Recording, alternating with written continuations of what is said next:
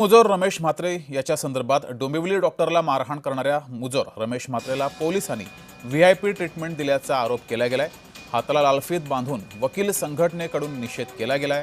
रमेश म्हात्रेला शुक्रवारी सुनावणीसाठी कल्याण न्यायालयामध्ये हजर करण्यात आलं होतं। त्यावेळेस पोलिसांकडून आरोपीला व्हीआयपी ट्रीटमेंट दिल्याचा आरोप वकील संघटनांकडून करण्यात आलाय। वकील संघटनेच्या पदाधिकारी बाविस्कर आणि श्रद्धा जोशी यांच्यासोबत बातचीत केली आहे। आमचे प्रतिनिधी किशोर पगारे यांनी पाहूया। रमेश म्हात्रे प्रकरणामध्ये वकील जे आहे कल्याण कोर्टाचे त्यांनी एक वेगळं आंदोलन छेडलेलं आहे। नेमका काय प्रकार आहे, काय कशाचा? माझ्यासोबत ॲडव्होकेट्स आहेत। बाविस्करजी काय सांगाल की कशामुळे हे करतात? हे शुक्रवारी जेव्हा आरोपींना या ठिकाणी हजर केलेलं होतं त्यावेळी पोलिसांची एवढी मनमानी होती की पोलिसांनी वकिलांनाच इथे दमदाटी चालू केली की तुम्ही हा प्रिमाइसेस 5 मिनिटाच्या तिथून खाली करा, अन्यथा तुमच्यावर आम्ही गुन्हे दाखल करू। गुन्हा म्हणजे असा की 353 चा गुन्हा दाखल करू, म्हणजे सरकारी कामकाजात अडथळा आणणं। तर अशा वेळी आम्ही त्यांना प्रश्न केला की आम्ही तर कोणत्या गुन्ह्यामध्ये म्हणजे तुम्हाला आम्ही डिस्टर्ब करत नाही, हे आम्ही रोज इथे या ठिकाणी कामाला येतो, आमचं कोर्ट आहे, हे न्याय मंदिर आहे, इथे प्रत्येकाला अधिकार आहे, वकिलांनाच नाही तर इतर आम जनतेला सुद्धा इथे हेअरिंग ऐकायचं इथे अधिकार आहे।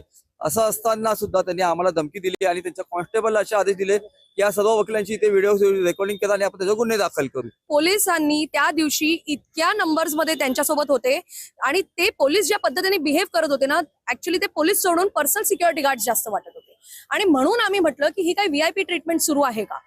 व्हीआयपी ट्रीटमेंट देण्याची त्यांना काही गरज नव्हती। आय अंडरस्टँड की protection of the accused is also their responsibility, परंतु there has to be some rules and regulations आणि म्हणून त्यांनी सुद्धा थोडी मर्यादा पाळली पाहिजे होती आणि आम्हा सगळ्यांना थोडं रिस्पेक्टफुली वागवलं पाहिजे होतं, परंतु त्यांनी ते तसं केलं नाही।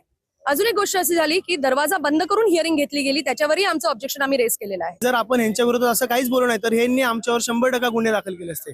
परंतु आजच्या दिवशी जे काही आम्ही आज जे काही प्रोटेस्ट वगैरे करतो, हा प्रोटेस्ट न थांबता आम्ही पुढे देखील कारवाया करू आणि या संबंधित प्रकरणात पूर्णपणे आम्ही डीसीपी, एसीबी तसेच हायकोर्टापर्यंत देखील आम्ही रीट दाखल करायची तयारी ठेवतो। संबंधित अधिकाऱ्याला जर जागेवरच चपराक बसली नाही तर ह्या गोष्टी अजून समाजात वाढत जातील। पुणे जिल्ह्याचे आकिब शेखसह मी किशोर पगारे, जय महाराष्ट्र न्यूज, कल्याण।